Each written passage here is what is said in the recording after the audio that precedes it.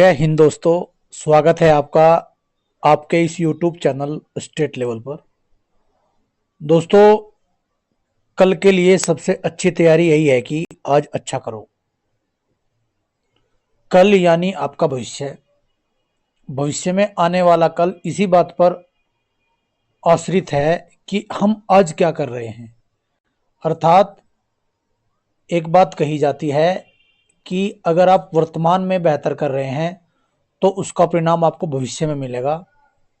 तो इसी बात को लेकर अगर आप कल के लिए सबसे अच्छी तैयारी यही है कि आप आज अच्छा कर लें, यानी कल को बेहतर बनाने के लिए, भविष्य को बेहतर बनाने के लिए आप वर्तमान में अच्छा एफर्ट डालें अपने काम में, ताकि भविष्य में आपके हित में आपका निर्णय हो। तो दोस्तों, आज की शुरुआत इसी मोटिवेशन के साथ करते हैं। तो आइए देखते हैं आज की करंट अफेयर। दोस्तों, आज 1 फरवरी 2025 जनवरी 2025 की करंट अफेयर मैंने एक प्ले लिस्ट तैयार कर दी है। प्रतिदिन की करंट अफेयर उस प्ले लिस्ट में बनी हुई है। इसकी भी मैं प्ले लिस्ट तैयार कर दूंगा फरवरी के नाम से। तो दोस्तों, आइए शुरुआत करते हैं आज फरवरी की करंट अफेयर।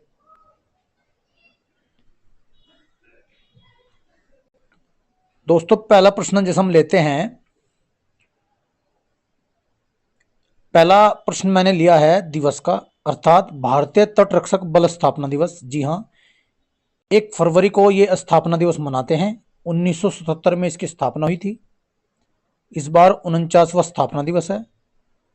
हालांकि 18 अगस्त 1978 को इसे आधिकारिक मान्यता मिली थी। यानी भारतीय तटरक्षक बल स्थापना दिवस 1 फरवरी को मनाते हैं। इसके वर्तमान महानिदेशक एस परमेश जी हैं। तो आपको याद रखनी है, 1 फरवरी को हम मनाते हैं भारतीय तटरक्षक बल स्थापना दिवस, यानी इंडियन कोस्ट गार्ड डे। आपको याद रखनी है। तो आज का ये पहला प्रश्न था। अब देखते हैं दूसरा प्रश्न। क्वेश्चन नंबर 2 देखते हैं। पर्यटन मंत्रालय 26 से 31 जनवरी तक लाल किले के एक लॉन में एक 6 दिवसीय विशाल कार्यक्रम भारत पर्व का आयोजन कर रहा है या कर लिया है। यानी 26 जनवरी से 31 जनवरी तक लाल किले में एक विशाल कार्यक्रम का आयोजन किया गया, जिसका नाम है भारत पर्व। उसका एक मुख्य विषय जो रखा गया था, उसका था मुख्य विषय देखो अपना देश। अर्थात अपना देश देखो, हमारे देश में क्या क्या भव्य आयोजन हो रहे हैं, इस बात का विषय था। चलिए क्वेश्चन नंबर 3 देखते हैं। गोवा में 10वां साइंस फिक्शन फिल्म महोत्सव शुरू हुआ। गोवा के मुख्यमंत्री प्रमोद सावंत ने 29 जनवरी को पणजी में 10वें भारत के साई फाई विज्ञान फिल्म महोत्सव का उद्घाटन किया। ये 29 जनवरी से और आज 1 फरवरी तक चलेगा।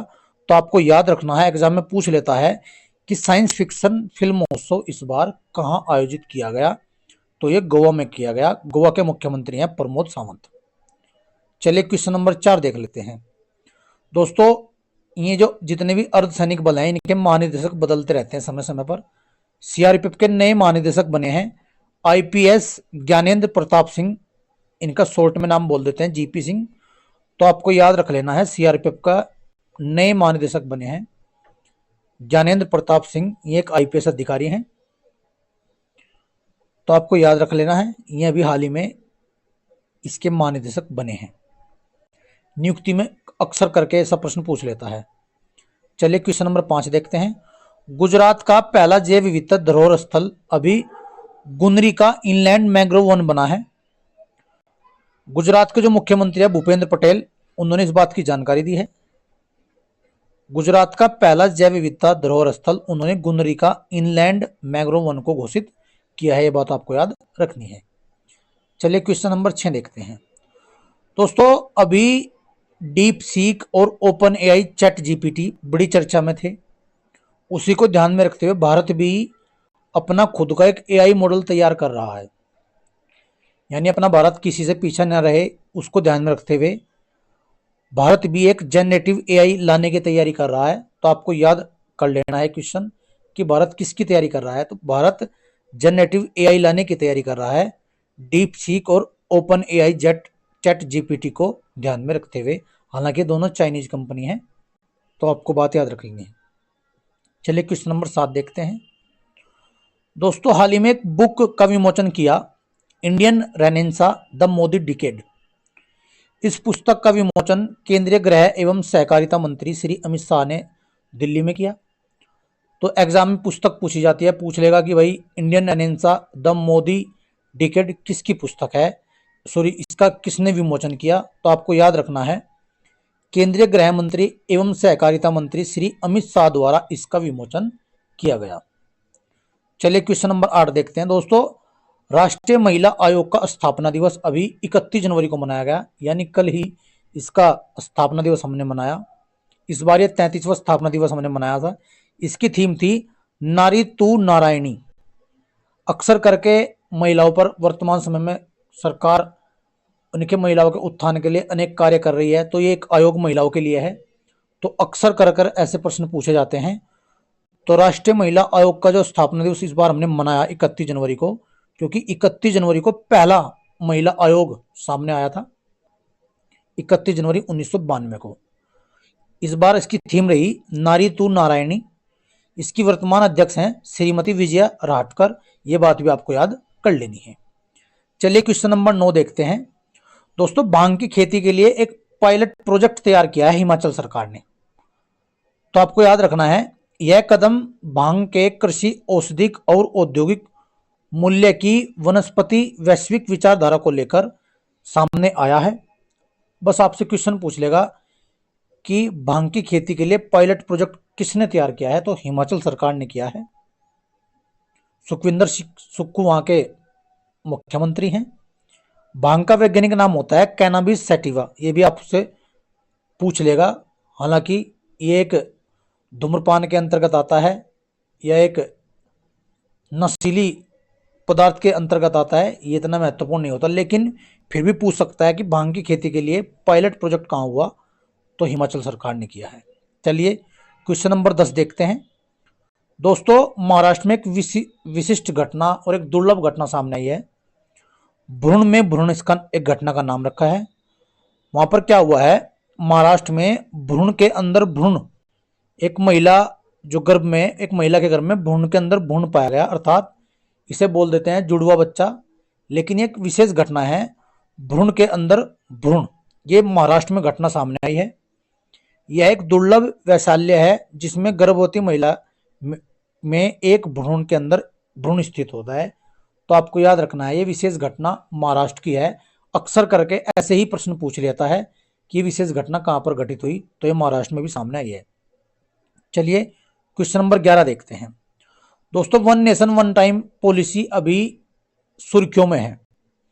हाल ही में यह प्रस्ताव डिपार्टमेंट कंज्यूमर अफेयर्स ने एक ड्राफ्ट जारी किया है, यानी एक प्रस्ताव जारी किया है। इस प्रस्ताव के तहत क्या बात है, इस प्रस्ताव के तहत यह बात कही गई है कि पूरे देश का एक समय हो। जैसा आपको पता है अरुणाचल प्रदेश का जो समय है दोस्तों, वो गुजरात के समय से 2 घंटे पीछे है। तो उसी को ध्यान में रखते हुए एनपीएल और इसरो इस पर काम कर रहे हैं। यानी जो भारतीय मानक समय रेखा है 82.5 पूर्वी डिग्री, उसके आधार पर भारत का समय निर्धारण है। यानी भारत का जो समय है उसके आधार पर निर्धारित किया जाता है, ये जीएमटी के आधार पर निर्धारित किया जाता है। अब ये कहा जा रहा है कि ऐसा प्रस्ताव लाया जाएगा जिससे भारत का एक समय माना जाएगा। हालांकि ये केवल प्रस्ताव पेश किया है, अभी पारित नहीं हुआ है। तो जैसे ही होगा मैं आपको इसके बारे में आगे की बात बताऊंगा। तो चलिए आगे बढ़ते हैं। 1906 में हालांकि ये आईएसटी सामने आई थी, इसके बारे में पूरी डिटेल तभी दूंगा जब ये पारित हो जाएगा। चलिए आगे प्रश्न देखते हैं। क्वेश्चन नंबर 12, एमएसएमई व्यापार सक्षमता और विपणन टीम ने एमएसएमई व्यापार क्षमता और विपणन ने एक पहल जारी किया है जिसका नाम टीम रखा है। एमएसएमई उत्पादकता बढ़ाने और उसको तेज करने के लिए एक पहल इन्होंने लॉन्च की है जिसका नाम टीम रखा है ट्रेड इनेबलमेंट एंड मार्केटिंग। ये भारत के सूक्ष्म लघु उद्योगों को डिजिटल करेगी। यानी जितने भी सूक्ष्म लघु उद्योग हैं भारत के, उनको डिजिटलीकरण करना इसका प्रमुख उद्देश्य है। इस टीम जो एक ऐप या एक पहल जारी की है इन्होंने, इसका नाम टीम रखा है। तो जैसे ही होगा ये भी मैं आपको आगे करके बता दूंगा। चलिए क्वेश्चन नंबर 13 देखते हैं। लतिका कट का निधन। दोस्तों ये प्रसिद्ध मूर्तिकार हैं, 76 वर्ष की उम्र में इनका हाल ही में निधन हुआ है। 2010 में इनको बीजिंग कला पुरस्कार भी दिया गया है। ये राजस्थान जयपुर की थी। अक्सर एक निधन एग्जाम में पूछ लेता है कि ये कौन थी, ये किस पेशे से बिलोंग करती थी, कहाँ की थी, किस राज्य की थी, क्या इनका एक प्रसिद्ध कार्य था। तो इनके बारे में ऐसे ऐसे करके आप याद कर सकते हैं, पूछा जा सकता है कि लतिका कट क्या थी, पेशे से क्या थी, वकील थी, मूर्तिकार थी या कहानीकार थी, डॉक्टर थी, ऐसे करके एग्जाम में क्वेश्चन आते हैं। तो आपको याद रखना है ये एक प्रसिद्ध मूर्तिकार थी। दोस्तों क्वेश्चन नंबर 14 देखते हैं। आज 1 फरवरी से शुरू हो रहा है विश्व पुस्तक मेला। मैंने पहले भी बताया था, लेकिन तब मैंने इसकी थीम नहीं बताई थी, इसलिए आप देखते हैं 1 फरवरी से 9 फरवरी तक ये चलेगा विश्व पुस्तक मेला। नई दिल्ली के भारत मंडपम में आयोजित होगा। इसकी थीम है हम भारत के लोग। तो आपको याद रखना है इस विश्व पुस्तक मेले की जो थीम है इस बार हम भारत के लोग, इसकी थीम रखी है। क्वेश्चन 15 देखते हैं और अंतिम प्रश्न आज का। दोस्तों जो एलन मस्क की कंपनी है एक्स, जिसे ट्विटर बोलते थे पहले, इसने वीजा के साथ साझेदारी की है और अपना पहला डिजिटल वॉलेट लॉन्च किया है। इस साझेदारी का क्या मायने हैं, इस साझेदारी का क्या मतलब है? ट्विटर यानी एक्स, ये जो कंपनी है ये चाह रही है कि क्यों ना जितने भी इसके उपभोक्ता हैं जो इसको उपयोग करते हैं, सब कुछ में इसी ऐप के द्वारा कर लें, अर्थात में पैसे को भी पे कर दें उसी से, या फिर उसी से जितने भी सोशल मीडिया कार्य होते हैं, वीडियोज देखना, रील्स देखना या अन्य जानकारी लेना, न्यूज़ वगैरह देखना, सभी इसी ऐप के द्वारा उन्हें प्रोवाइड हो जाए। तो एलन मस्क ने अभी वीजा के साथ साझेदारी की है ताकि सब कुछ उन्हें इसी ऐप के द्वारा प्राप्त हो जाए। तो ये बात आपको याद रखनी है। अगर मैं बात करूं एक्स की सीईओ कौन है वर्तमान में, तो उसका नाम लिंडा याकारिनो है। ये भी एग्जाम में क्वेश्चन पूछा जा सकता है। तो एलन मस्क की कंपनी एक्स ने वीजा के साथ हाल ही में साझेदारी करके एक अपना डिजिटल वॉलेट लॉन्च करने जा रही है। ये बात आपको याद रखनी है। पूछ लेगा कि एलन मस्क की कंपनी एक्स ने किसके साथ साझेदारी की है, तो वीजा के साथ साझेदारी की है। तो दोस्तों ये थे आज के 15 प्रश्न। अब देखते हैं रिवीजन, और रिवीजन में मैं ले रहा था दिसंबर। आज देखते हैं दिसंबर में हम कौन कौन से महत्वपूर्ण प्रश्न देखते हैं। 10वां अंतर्राष्ट्रीय वन महोत्सव भोपाल में शुरू हुआ था दिसंबर में। आईसीसी महिला टेस्ट क्रिकेट में सबसे तेज शतक जड़ने वाली नेट साइबर ब्रंट, ये इंग्लैंड की हैं। ऑनलाइन सुरक्षा पर पहली बार आचार संहिता ब्रिटेन ने लागू की है। दुनिया में तीसरा सबसे बड़ा स्मार्टफोन निर्यातक अपना देश भारत बना है। किसने उपन्यास कौन देश को बासी वेणु की डायरी को 34वें व्यास सम्मान के लिए चुना गया है, तो सूर्यबाला को चुना गया था। ये बात आप याद रखनी है। यानी ये सीधे सीधे पूछ रहा है कि व्यास सम्मान किसे दिया गया, सूर्यबाला को दिया गया। 17 दिसंबर 2024 को जमशेदजी टाटा पुरस्कार से किसे सम्मानित किया गया, किरण मजूमदार शो को सम्मानित किया गया। किस देश ने 2025 तक भारतीयों के लिए वीजा मुक्त यात्रा की पेशकश की है, रशिया ने की है। 17 दिसंबर 2024 को अर्जेंटीना के राष्ट्रपति जावियर मिलेई को किस देश की नागरिकता की दी गई है, इटली की। इन्होंने इटली की नागरिकता भी स्वीकार की है। 17 दिसंबर 2024 को गुजरात के पहले सेमीकंडक्टर असेंबली और परीक्षण संयंत्र का उद्घाटन कहाँ हुआ, सूरत में। 18 दिसंबर 2024 को उपराष्ट्रपति जगदीप धनखड़ ने कहाँ भारत के पहले भूविज्ञान संग्रहालय का उद्घाटन किया, तो ये विशाखापट्टनम में किया। विशाखापट्टनम आंध्र प्रदेश में है, और विशाखापट्टनम नाम आते ही आपके मन में प्रश्न क्लिक करना चाहिए, भारत का सबसे गहरा बंदरगाह विशाखापट्टनम है। ये बात आपको याद रखनी है। 18 दिसंबर 2024 को भारत और किस देश के बीच संयुक्त नौसैनिक अभ्यास स्लिनेक्स शुरू हुआ, तो आपको पता होना चाहिए श्रीलंका के साथ। 1 जनवरी से भारत के किस शहर में भिखारियों को भीख देना अपराध होगा, इंदौर में होगा।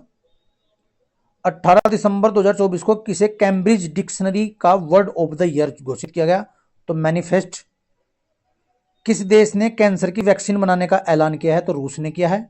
ये बड़ी अच्छी बात है, बड़ा महत्वपूर्ण प्रश्न हो जाता है। 18 दिसंबर 2024 को किसने क्यूएस वर्ल्ड यूनिवर्सिटी रैंकिंग में भारत में दूसरा स्थान प्राप्त किया है? तो आईआईटी खड़गपुर ने किया है। 18 दिसंबर 2024 को भारत ने कहां पहली बार गंगा नदी डॉल्फिन टैगिंग का आयोजन किया? तो असम में किया। 18 दिसंबर 2024 को किसने FIDE world under 18 youth rapid और ब्लिट्ज दोनों खिताब जीते हैं? तो प्रणव वेंकटेश ने जीते हैं। 18 दिसंबर 2024 को किस देश के विनीसियस जूनियर ने फीफा सर्वश्रेष्ठ पुरुष पुरस्कार 2024 जीता? ब्राजील ने जीता। 18 दिसंबर 2024 को किस भारतीय दिग्गज क्रिकेटर ने अंतर्राष्ट्रीय क्रिकेट से संन्यास की घोषणा की है? तो रविचंद्रन अश्विन ने की है। ये स्पिन गेंदबाज थे, राइट हैंड। 18 दिसंबर 2024 को दुनिया का सबसे बड़ा पशु वध महोत्सव गाड़ी माही कहां मनाया गया? नेपाल में। मैंने पिछली वीडियो में बताया था, गाड़ी माही और तिहार उत्सव दोनों नेपाल में मनाए गए थे। मिस इंडिया यूएसए 2024 का खिताब किसने जीता? कैटलिन सैंड्रा नील ने। खो खो वर्ल्ड कप 2025 के लिए किसे ब्रांड एम्बेसडर बनाया गया था? मैंने बताया था, खो खो वर्ल्ड कप इस बार पुरुष और महिला दोनों भारतीय दल ने जीते। ये अभी आयोजित हुए थे इंदिरा गांधी स्टेडियम में, दिल्ली में। इसके जो ब्रांड एम्बेसडर बनाए गए थे सलमान खान बनाए गए थे। चलिए आगे बढ़ते हैं। छत पर सौर ऊर्जा स्थापित करने में कौन सा राज्य शीर्ष पर रहा? तो गुजरात रहा। यूएनईपी के लाइफ टाइम अचीवमेंट अवार्ड 2024 से किसे सम्मानित किया गया दोस्तों? तो माधव गाडगिल को किया गया। किस राज्य का मसाली गांव और सौर ऊर्जा से चलने वाला देश का पहला सीमावर्ती गांव बना है? तो गुजरात बना है। 19 दिसंबर 2024 को हिंदी के लिए साहित्य अकादमी पुरस्कार 2024 किसे दिया गया? गगन गिल को दिया गया। 19 दिसंबर 2024 को किस देश के अंतरिक्ष यात्रियों ने सबसे लंबे समय 9 घंटे तक स्पेस वॉक का रिकॉर्ड बनाया? तो चीन ने बनाया है। 19 दिसंबर 2024 को किसे राष्ट्रीय तानसेन सम्मान 2023 से सम्मानित किया गया? पंडित स्वप्न चौधरी को किया गया। 20 दिसंबर 2024 को एशियन यूथ और जूनियर वेटलिफ्टिंग चैंपियनशिप का आयोजन कहां किया गया? दोहा में किया गया। भारतीय महिला टीम ने T20 आई क्रिकेट इतिहास का अपना सबसे बड़ा स्कोर किस टीम खिलाफ बनाया है? तो वेस्टइंडीज के खिलाफ बनाया है। वर्ल्ड हॉकी रैंकिंग में भारतीय पुरुष टीम किस स्थान पर है? यह बात इंपॉर्टेंट हो जाती है। वर्ल्ड हॉकी रैंकिंग में भारत 5वें स्थान पर है, लेकिन पहले स्थान पर नीदरलैंड है। यह बात आपको याद रख लेनी है। 20 दिसंबर 2024 को बांग्लार बारी आवास योजना किस राज्य में शुरू हुई? तो पश्चिम बंगाल में हुई। 20 दिसंबर 2024 को कौन $500 बिलियन नेटवर्थ तक पहुंचने वाले पहले व्यक्ति बने हैं? एलन मस्क बने हैं। विश्व पैरा एथलेटिक्स चैंपियनशिप 2025 की मेजबानी कौन करेगा? भारत करेगा। 24वीं बिम्स्टेक बैठक कहां हुई? थाईलैंड में हुई। भारत ने विश्व आर्थिक मंच के travel and tourism development index 2024 में कौन सा स्थान हासिल किया है? तो 39वां किया है। 21 दिसंबर 2024 को विकासशील 8D8 आर्थिक सहयोग संगठन की 11वीं शिखर बैठक कहां हुई? मिस्र में हुई। 21 दिसंबर 2024 को किस राज्य सरकार ने 60 वर्ष से अधिक आयु के नागरिकों के लिए संजीवनी योजना शुरू की है? तो दिल्ली में की है। अभी दिल्ली में चुनाव भी होने हैं, बड़ा चर्चा का विषय बने हुए हैं। 2025 में विश्व मुक्केबाजी कांग्रेस की मेजबानी कौन करेगा? तो भारत करेगा। 21 दिसंबर 2024 को उत्तर पूर्वी परिषद NEC के 72वें पूर्ण सेशन का आयोजन कहां हुआ? अगरतला में हुआ। 21 दिसंबर 2024 को किसे संयुक्त राष्ट्र आंतरिक न्यास परिषद का अध्यक्ष किया गया? मदन लोकुर को। वन स्थिति रिपोर्ट 2023 किसने जारी की है? भूपेंद्र यादव ने। आपको पता होना चाहिए, देहरादून में की गई थी। 22 दिसंबर 2024 को श्री राम मंदिर प्रोजेक्ट को किस देश के द्वारा स्वॉर्ड ऑफ ऑनर से सम्मानित किया गया? ब्रिटेन के द्वारा। 22 दिसंबर 2024 को किसने पुरुषों की 50 मीटर राइफल 3 पोजीशन का खिताब जीता? किरण अंकुश जाधव ने। यूके हाउस ऑफ कॉमन्स में चिकित्सा उत्कृष्टता पुरस्कार किसे सम्मानित किया गया? रविचंद्रन कुमेरन को।